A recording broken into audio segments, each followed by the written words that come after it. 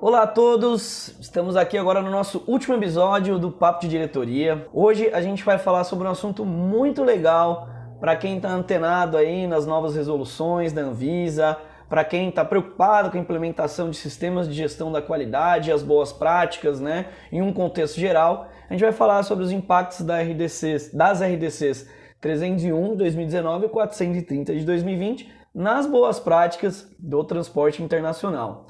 E para falar sobre esse assunto, eu trouxe dois queridos aí, o Jackson e o Fernando, ambos da GL Cargo. Muito obrigado aí pela participação de vocês. Inclusive o episódio tem um apoio aí da AGL, muito obrigado a todos. Ambos trabalham aí no setor e vou passar um pouquinho da experiência para vocês em relação aos impactos que as duas RDCs estão apresentando no dia a dia aí do setor aí do transporte internacional.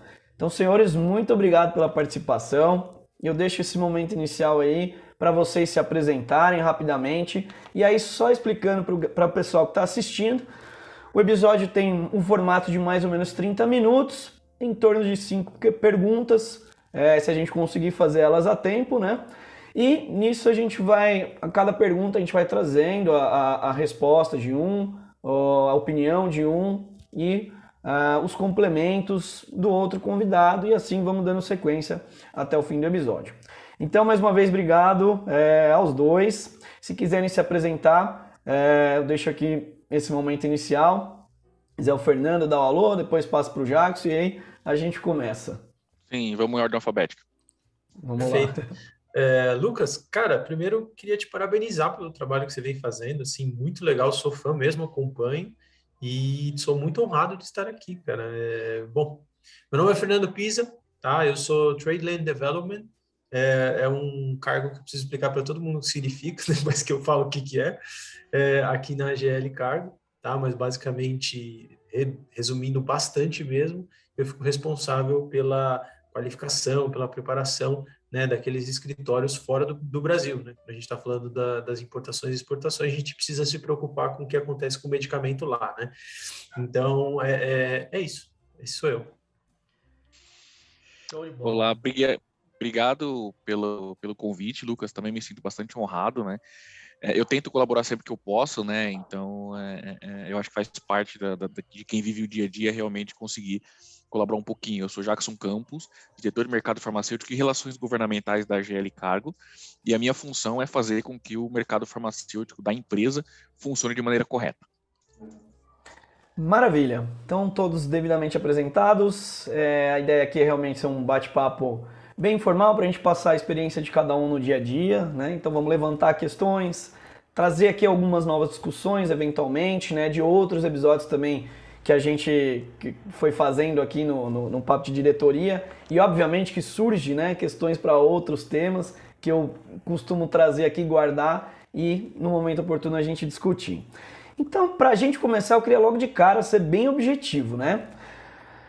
Pensando então na logística internacional, o que vocês acham, na visão de vocês, de um modo geral nesse tema, que seriam os impactos positivos e negativos das duas resoluções hoje aí no mercado? Pensando em tópicos bem específicos, como agilidade de processos, a integridade dos dados e otimização dos custos, de um modo geral, né?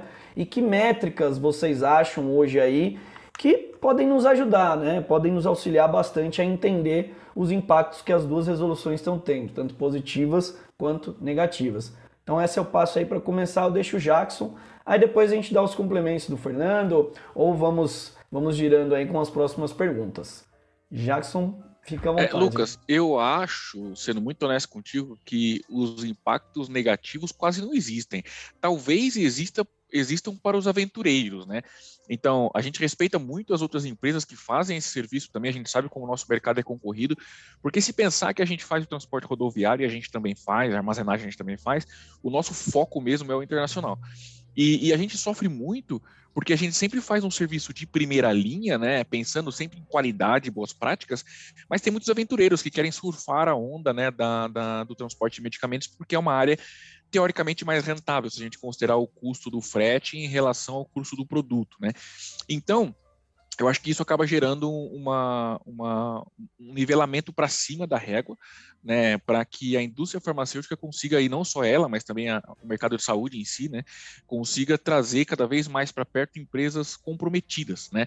Então, se a gente pensar, são só impactos positivos. É claro que tem que fazer adequação, vai ter que comprar veículo, etc, etc, etc. Mas com o tempo, né, se a gente pensar aí num médio prazo, 5 anos, as empresas já vão ter feito os investimentos, né, já vão ter comprado o que precisar comprar, justamente para se adequar. Então, aquele momento de aceitação já vai ter passado, né? As empresas vão conseguir fazer os investimentos que precisam e a indústria tende a ganhar. Então, eu vejo como pontos muito positivos todos, né?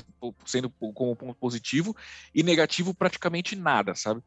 É claro que a agilidade dos processos, a otimização e pensando em integridade de dados, que é outra coisa, elas acompanham esse processo, né? Mas se você colocar na balança o que é positivo e o que é negativo, eu creio que negativo só para quem é aventureiro mesmo, sabe? Fernando, alguma coisa? Eu vou trazer só um ponto estressante aqui pra gente debater, né, em relação ao ponto negativo. E aí a gente parar para pensar se realmente isso vai gerar um impacto ou não, que é a ponta final. A ponta final vai ser impactada, na opinião de vocês, ou já está sendo impactada? E a ponta final eu me refiro a nós. Me refiro a paciente, me refiro à dispensação, né, ao varejo ali. Eu trouxe isso daí em um dos episódios aí que eu conversei com a Maria e com o Ricardo, né, e a gente falou sobre políticas da qualidade, a governança corporativa e o impacto final que isso teria. Na opinião de vocês, seria esse impacto, seria esse um ponto negativo, né, pensando em paciente ou não? Pode responder, Fernando. Claro. Cara, seria sim. A gente tem um pouquinho mais de lentidão, talvez, no processo, mas eu não diria que, se você comparar com o que a gente tem hoje ou o que a gente tinha 5 anos atrás, na importação, qualquer pessoa que trabalha na área vai dizer com a maior tranquilidade do mundo que hoje o processo é muito mais rápido, né? E daqui 5 anos vai ser ainda mais rápido. Então, talvez isso seja um ponto que já seja balanceado automaticamente, né? Isso é um ponto bem, bem importante de ser dito, né? Em relação a custos, muito, muito comum que o custo aumente, principalmente porque existe muita coisa que não é medido, né? Então, existem importações de insumos, de medicamentos, que não precisam de nenhuma medição de temperatura hoje, ou antes da RDC, né?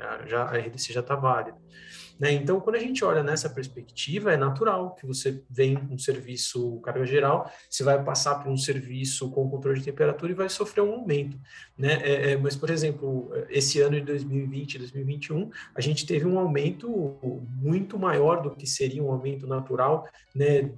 Considerando a situação mencionada anteriormente, e ainda assim as coisas continuam andando, sabe? Então, eu acho que o impacto negativo, entre aspas, né, é basicamente a diferença de serviço que está sendo contratado, e aí o impacto positivo maior de todos é a qualidade do medicamento que a gente vai chegar, que a gente vai consumir, né, porque é uma coisa que eu costumo falar, né, não adianta nada você prestar muita atenção em uma parte da cadeia e ignorar outra parte, né? A cadeia fria é uma só, o medicamento ele não passa a ser sensível a partir do momento que ele entra na mão da transportadora, né? Ele é sensível desde o momento que ele foi fabricado e antes, né? Ou da alfândega, né? Passou a ser sensível no momento da alfândega, né? Então, o que acontece é que muitas empresas começaram a colocar medidores de temperatura agora e perceberam aquilo que vinha sendo feito, né? Não raro a gente vê casos de produtos que,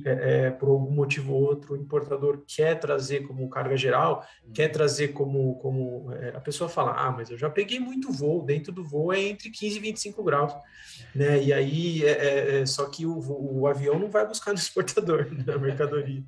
Então, quando a gente coloca em perspectiva isso, a gente põe medidores para ver, né, um processo realmente de carga geral, a gente vê que tem picos de temperatura de 50, 60 graus, em momentos que a mercadoria está próxima à turbina da aeronave, né, que está dentro do caminhão-baú, que de repente o caminhão-baú ficou estático ali por 3, 4 horas, por qualquer que seja o motivo, foi almoçar embaixo do sol, né, e aquilo vira uma estufa.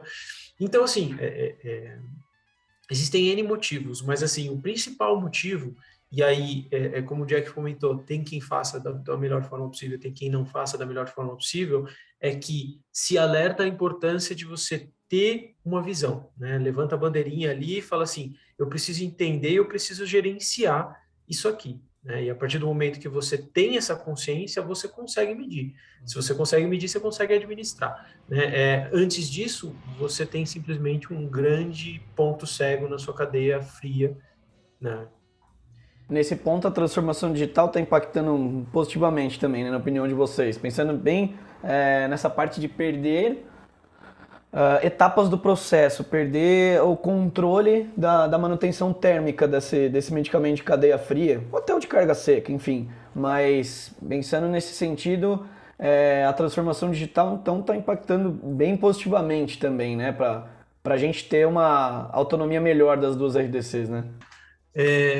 O que eu acho, a importação, a transformação digital está transformando muito em alguns tipos de serviço. Então, existem outros tipos de serviço que você, quando a mercadoria está com a companhia aérea, você não tem uma reação imediata.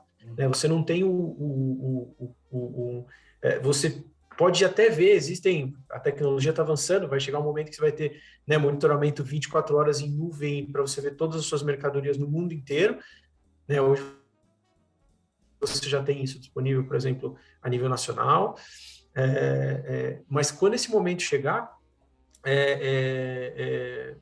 você não vai ter necessariamente uma reação. Você não vai ter a capacidade de falar com o piloto da aeronave durante o voo para que ele faça alguma coisa. O que existem são planos de contingência, né, que todos têm que ter na cadeia, inclusive a companhia aérea, inclusive a companhia marítima, para tratar. Então, depende da situação, depende do tipo de serviço que você está contratando, seja um container aéreo ativo, seja um reefer para o marítimo especializado, né, para esse tipo de produto, aí existe sim um plano de contingência, existe sim algo que possa ser feito, mas ainda assim, né, para alguns tipos de serviço, não vejo de forma tão imediata isso mudando, realmente contingência. Sabe?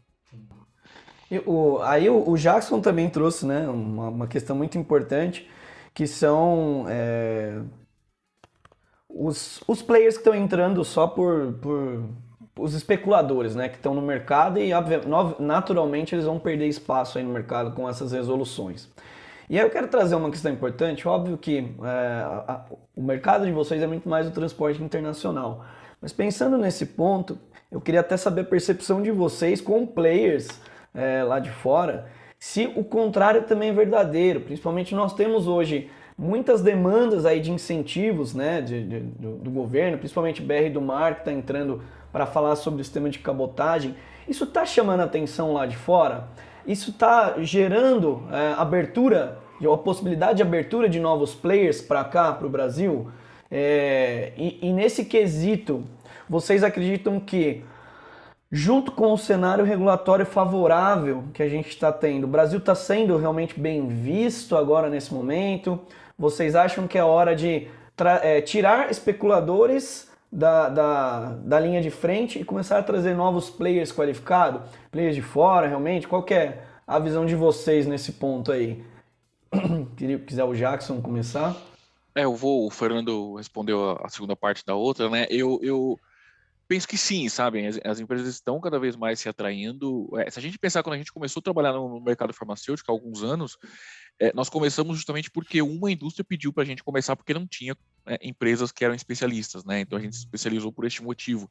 Hoje, a gente enxerga que já tem umas 10, pelo menos, que são razoavelmente boas, 7, 10 que são razoavelmente boas no país, sendo que destas, metade pelo menos é global. Ou seja, são empresas globais, esses grandes players, né, que obviamente eu não vou falar o nome por motivos, né, por motivos éticos, mas são empresas boas e que estão se especializando, trazendo gente de fora, ou então contratando gente daqui do Brasil que é especialista, para poder oferecer este serviço para as empresas brasileiras, para a indústria, né? Mas certamente outras iniciativas, como o BR do Mar, como outros incentivos que o Ministério da Infraestrutura tem feito para poder melhorar a nossa estrutura entre si, né, a melhoria dos aeroportos, dos portos, com certeza deve contribuir.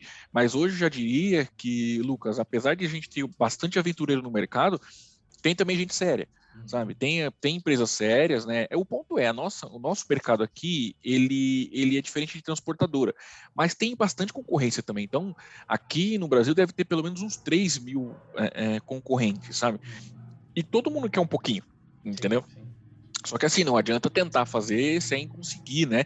E fora do Brasil, tem muitas empresas boas também fazendo. E essas empresas têm olhado para o Brasil cada vez mais porque sabem que nós somos uma das maiores empresas, uma das maiores economias de medicamentos do mundo, né? Da saúde do mundo. Então, todo mundo acaba se atraindo, né? Então, sim, né? Cada vez mais a gente está em evidência nesse sentido. E pensando nesse aspecto, realmente, né? A gente estava conversando nos bastidores ali sobre a importância da evolução regulatória de uns 5 anos para cá, né, da Anvisa, e estar em harmonia com as principais normas internacionais, estar em harmonia com o PIX, né, seguindo preceitos de ICH, é membro gestor do ICH, né, Anvisa. Então, cada vez mais o Brasil está ganhando notoriedade lá fora, é um mercado muito grande, chama atenção de grande fatia do mercado. O Fernando já trouxe isso de certo modo, né, sobre o mapeamento dos medicamentos que acabam, né, os frutos de importação que acabam vindo até por sistemas novos, né, da transformação digital, e o quanto isso favorece, né, as novas legislações estão favorecendo o nosso mercado em relação a esse assunto. Mas, pensando exclusivamente agora no ponto a ponto do mapeamento de fluxo de valor dos medicamentos, a gente está realmente seguindo o que, né, os preceitos da 301 e da 430, a gente está seguindo realmente os preceitos lá de fora também, a gente está em harmonia com eles nesse sentido, no mapeamento de fluxo, ou não? Na visão de vocês ainda tem muito caminho a galgar, tem muito caminho a crescer. Qual que seria a opinião de vocês nesse sentido? E óbvio, tomando como base, né, as agências de principal destaque aí, de maior destaque, FDA, EMA, né? Então, qual que é a visão de vocês nesse sentido aí? Dessa eu deixo pro Fernando agora. Não, perfeito. Cara, assim, a minha especialização não é essa parte de formação de preço de medicamentos, né? O que eu consigo entender um pouquinho melhor é como a logística vai impactar, né? E a gente sabe que aqui no Brasil essa questão ela é bem característica, né? Por conta da tabelação de preços, né? Que a indústria passa.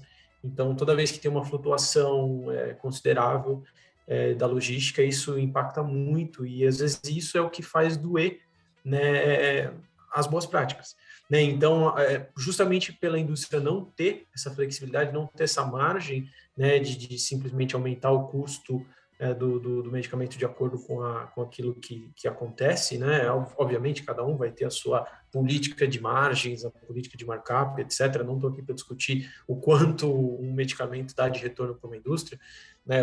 A questão é a logística internacional, que isso, infelizmente ou felizmente, ou infelizmente, na verdade, a gente tem passado por um momento muito turbulento, né? Um momento de muitos altos e baixos, momentos que a gente teve situações em que não tinha nenhuma companhia aérea, né, indo e vindo, né, ou quase nenhuma, momentos em que a gente está vivendo um colapso no frete marítimo internacional também, isso reflete no aéreo. Então, com certeza, esse tipo de coisa vai impactar muito no custo do medicamento. Existem medicamentos que são extremamente baratos, né?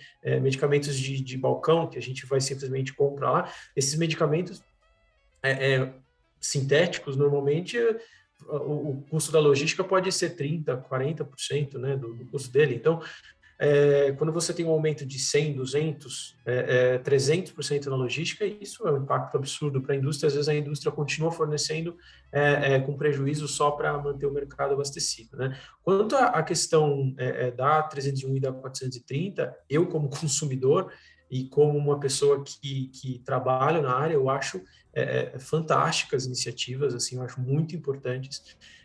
Vão em convergência, né, com aquilo que vem sendo feito no PIX, no ICH, aquilo que a gente fala muito com o pessoal de fora. Então, as exigências da Anvisa podem estar um pouco abaixo ainda do que, por exemplo, uma EMA tem, mas é muito parecido já. Então, as pessoas reclamam mas muitas vezes reclamam sem ter esse conhecimento, sem ter a noção do quanto se exige numa EMA, do quanto se exige num FDA, né? Então, isso é muito importante a gente ter mapeado.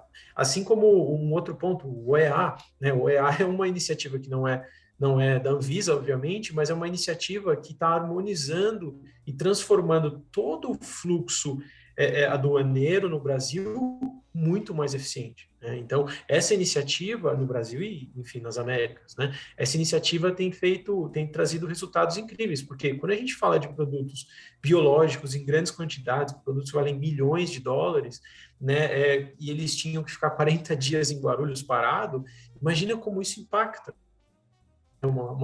uma conta de 300 mil reais de armazenagem, porque, enfim, não tinha sido liberado pela Anvisa, entendeu? Então, isso hoje a gente não vive mais, né, no Brasil. Esse é o tipo de coisa que o investidor estrangeiro vai olhar para o país e vai sentir essa estabilidade, né, e vai ser muito melhor para investir. Assim como, né, a estabilidade da moeda, outros fatores. O que o investidor estrangeiro procura? Estabilidade e mercado consumidor. O mercado consumidor no Brasil tem. Só que aqui tem muita competição. A indústria brasileira é muito forte. Então, o cara que vem de fora para investir no Brasil, ele precisa pensar duas vezes, porque ele vai pegar uma indústria pronta para competir, sabe? Então, isso é um ponto bem importante na hora de um investidor olhar para o Brasil e analisar. Mas, assim, nós somos, se eu não me engano, o 7º maior parque industrial farmacêutico do mundo, né? Então, nós estamos fazendo barulho. E pensando até nesse caminho que você comentou, hoje, né, a gente está tendo muita medida de austeridade fiscal, enfim, né? E os medicamentos na balança comercial brasileira, eles representam muito maior um índice de importação do que de exportação, né? Vocês acreditam, pensando em tudo isso que o Fernando acabou de comentar, que com essas medidas de austeridade fiscal, os benefícios regulatórios que nós estamos tendo, né, os avanços, enfim, é possível mudar? Obviamente que não, né? Acho que mudar esse cenário vai ser muito complicado, levar anos e anos e anos. Mas no médio prazo, vocês acreditam que a gente consiga inverter um pouco essa balança aí entre importação e exportação de medicamentos, visando, inclusive, agora a maioria das pesquisas clínicas estão sendo incentivadas a nível nacional, né? Tem agora um incentivo para levar mais fortemente pesquisa clínica nos estados do Nordeste, do Norte, né? Vocês acreditam que a gente possa estar presenciando um pouquinho desse equilíbrio aí nessa balança comercial? O que você acha aí, Jackson? Eu creio que sim. Primeiro porque, apesar do Brasil lá nos anos 80 ter deixado de fazer química fina, né, justamente a pesquisa clínica, cada vez mais tem tido incentivo, sim, e nós estamos nos tornando aqui um parque industrial para exportação para Latinoamérica, né, para Mercosul e para América do Sul, sim. Então, é muito comum empresas grandes, globais, virem para o Brasil para poder produzir aqui ou modificar, beneficiar o produto aqui e depois distribuir ele dentro do mercado latino, né? Então, isso é um ponto importante de pensar. E hoje a gente já tem, né? Ainda que muitas empresas focam na importação, porque a gente não tem química fina, né? E a matéria-prima é muito mais barata de fora, a gente já tem uma quantidade boa de indústria fazendo importação e exportando depois. Pensando que ainda que a gente tenha austeridade fiscal, muitos dos medicamentos eles têm exoneração, né, de tributos. Então, alguns completam, alguns ICMS, alguns outros tributos. Então, é importante pensar que isso não é fator, pelo menos na minha humilde opinião, não é fator decisivo, né, porque a maioria já é exonerado. Tem empresa que não exonera por causa da margem, justamente por causa do tempo que demoraria para exonerar. Então, dependendo do tamanho do ICMS, não vale a pena exonerar porque o custo de armazenagem, por exemplo, seria maior do que exonerar um tributo, sabe?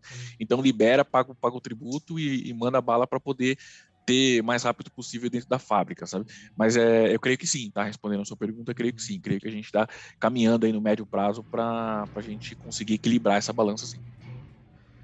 Talvez criar políticas internas, realmente, não que sejam correlacionadas à austeridade fiscal, como você comentou, mas, por exemplo, hoje em dia, 90% das nossas importações aí de medicamentos, eles acabam vindo no modal marítimo, né? Um modal que querendo ou não, de um modo geral, né? Não estou falando de medicamentos, né? Acho que num contexto geral acaba, né, na balança comercial vindo muito mais pelo modal marítimo. e é um modal, querendo ou não, demorado, né? Prazo de entrega, enfim. Talvez a gente conseguir otimizar o nosso mercado interno nesse quesito para fomentar um mercado mais ágil, né? Em relação a isso e a gente não depender tanto da tecnologia externa, do que está vindo das importações, né? Talvez seja uma sugestão. Mas pensando propriamente dito, inclusive no modal marítimo, né? E pensando nesse nível que eu falei das importações, a gente ainda tem nesse modal muitas perdas de medicamento. E aí, consolidando tudo que nós conversamos aqui, relacionados à transformação digital, novas tecnologias, enfim, é possível, na opinião de vocês, a gente conseguir reduzir esses prejuízos de ponta a ponta, a gente conseguir controlar melhor esses processos. O Fernando comentou que, né, a gente está conseguindo trazer novas tecnologias mundialmente falando, no controle, no monitoramento desse medicamento, mas é possível em algum outro aspecto, até pela própria tecnologia das coisas, a gente trazer essa redução dessas perdas ou não, a gente precisa, um outro lado da discussão que a gente precisa trazer, a gente está discutindo um lado errado. Qual que é a visão de vocês nesse ponto aí? Eu deixo para o Fernando novamente. Cara, eu acho que esse é um ponto muito importante, porque com certeza as coisas elas acabam seguindo a necessidade. Então a tecnologia ela vai surgir, vai nascer para, né, obviamente, cumprir uma demanda, né? Então recentemente companhias marítimas começaram a investir fortemente em containers, por exemplo, especializados para esse tipo de produto, né? Então, quando a gente fala desse tipo de equipamento, ele é um equipamento muito mais preparado, com monitoramento em nuvem ao vivo, né? Com monitoramento em nuvem 24 horas, e com serviços bem automáticos de plano de contingência, né? Para uma pessoa no navio, caso aconteça alguma situação, ele vai até o container para ver se é uma situação que ele possa remediar, tá? Isso é uma coisa muito importante, tá? Boa parte dessas perdas, elas acontecem por falha do plug do genset, por exemplo, nos terminais. É um negócio assim que assusta para quem não é da logística, mas infelizmente a gente sabe que acontece e muito, tá? Quem já viveu nos últimos 10 anos aí da logística internacional sabe que muitas das vezes você tem uma dor de cabeça enorme, né, para você conseguir o relatório, um container reefer normal, né? Você conseguir um relatório de temperatura só para você tratar o seu CAPA, né, para você abrir a sua investigação. Muitas das vezes você sabe que você já perdeu o produto, mas você quer aquele relatório para complementar o seu processo de investigação, né? E as companhias marítimas, elas não facilitam, né, o acesso a esse relatório, porque, né, ninguém é obrigado a apresentar a prova contra si, né? Talvez algo nessa linha. Então, é algo que é eliminado a partir do momento que você tem um monitoramento e um acesso 24 horas à temperatura e como o container está, né? Então, esse é o tipo de coisa. Obviamente, junto com isso, vem todo um serviço especial, né? Vem toda uma contratação, uma qualificação dos handlers dos portos, né? Para que se faça da melhor maneira possível, para assim que, né, o container ele é desconectado, né, do plug no navio, ele já seja conectado em algum outro ponto, né? Então, isso é o tipo de coisa que é muito importante e está mudando de verdade. Então, hoje tem um movimento já grande, mundial, né, de transferência de algo que vinha sendo carregado em frete aéreo para o frete marítimo, obviamente pelo custo ser extremamente mais baixo, tá? Ainda que, se você comparar um frete marítimo, né, com um container especializado, um serviço especializado muito maior do que um frete marítimo padrão, né, se você comparar com o frete aéreo, é dezenas de vezes mais barato. Então, isso é um ponto que vem mudando, ainda é tímido esse movimento no Brasil, mas eu vejo assim, o seu Jackson, mas eu vejo nos próximos 10 anos um movimento bem mais forte. Eu acho que é isso mesmo, e aí falando um pouquinho mais também da minha vivência aqui, né, não trazendo mais no transporte internacional, mas aqui no cenário nacional, é justamente isso que a gente está buscando também, esse monitoramento em tempo real, a facilidade desse tipo de processo. Tem muita empresa ainda, a gente estava conversando nos bastidores aí, que ainda tem um pouco de dificuldade de entender os custos de implementação da qualidade, né? Mas a partir do momento que ela entra nesse universo e começa as implementações, ela entende que, às vezes até no curto prazo mesmo, curto, médio prazo, o retorno, os ganhos são incríveis, né? Não estou falando em termos estritamente financeiros, né, econômicos, eu estou falando em termos realmente de percepção da qualidade da empresa no mercado afora, percepção dos próprios funcionários que a empresa está avançando, eles se sentem mais representados também quando a qualidade está intrínseca, né? Tá na veia ali, tá na cultura, né? Então acho que todos esses pontos são interessantes a gente trazer não só no contexto do transporte internacional, mas no contexto geral realmente aí do nosso mercado, né? Senhores, acho que é isso. Bem tranquilo mesmo o bate-papo, bem consolidando aquilo que a gente queria falar, né? Agradeço muito vocês aí pela participação. Se quiserem deixar um comentário final aí em relação ao cenário regulatório, né? O que nós podemos esperar na visão de vocês aí num futuro próximo, tanto na área de vocês quanto no nosso mercado mesmo, né? Farmacêutico. Eu deixo aqui esse finalzinho. Mais uma vez, muito obrigado. Espero que a gente possa participar muito mais vezes do canal com esse tipo de discussão, com vídeos em paralelo, né? Individuais. E é isso. Mais uma vez, agradecer a vocês aí. Obrigado, cara. É realmente um prazer aí contribuir, participar. Aquilo que puder ajudar, conte comigo, tá? O nosso objetivo é realmente espalhar as boas práticas, né, o máximo possível, porque a gente realmente acredita, como são chamadas hoje as melhores práticas, né? A gente acredita de verdade, a gente está num mercado que a gente sabe que ainda é um deserto em relação a isso, né? E a gente está plantando arvorezinha, né? Até a hora que esse mercado aqui que a gente está imerso se transforme num mercado muito mais voltado para boas práticas do que é hoje. Eu concordo, agradeço também da mesma forma, Lucas, e parabenizo de novo pelo trabalho, mas da mesma forma, eu creio que a gente está cada vez mais indo num bom sentido, né, num sentido positivo de mudanças regulatórias, e para quem ainda tem dúvidas, né, vale a pena pensar que desde 2017 a Anvisa está batendo nessa tecla da RDC 430, né, que para quem não sabe, não está tão familiarizado, já passou por vários nomes diferentes, a única coisa que precisou mudar por causa da pandemia, então se não tivéssemos pandemia já teríamos ela rodando há um bom tempo, então não adianta esperar achando que ela não vai entrar para funcionar, sabe? Ela de fato vai e as empresas vão ser cobradas, então eu acho que é um ponto importante. Nós temos quase 5 anos já, né, que passou em relação a primeira consulta pública, então não adianta pensar que não vai entrar, sabe? E a gente está à disposição, né? Quem precisar de alguma coisa, a ideia não é nem vender nada, mas sim ficar à disposição aqui para quem queria empresas que importam, concorrentes também que queiram buscar melhorias, sabe? Sim. Queiram implementar o que pode fazer para ajudar, a gente está aqui assim, porque for preciso, tá? E parabéns de novo pelo trabalho, é muito legal. Obrigado mesmo, hein, de verdade. Eu acho que é isso, é o propósito que o Jackson falou e o que eu tenho que trazer aqui no canal é ser realmente uma gestão colaborativa, né? O canal eu deixo esse espaço aberto para todo mundo que quiser participar e a gente discutir novas tendências do mercado, propor soluções, falar sobre o histórico regulatório, de onde a gente estava, para onde a gente veio, né? Acho que é isso, é exatamente o que nós queríamos aí, atender as expectativas de todo mundo, né?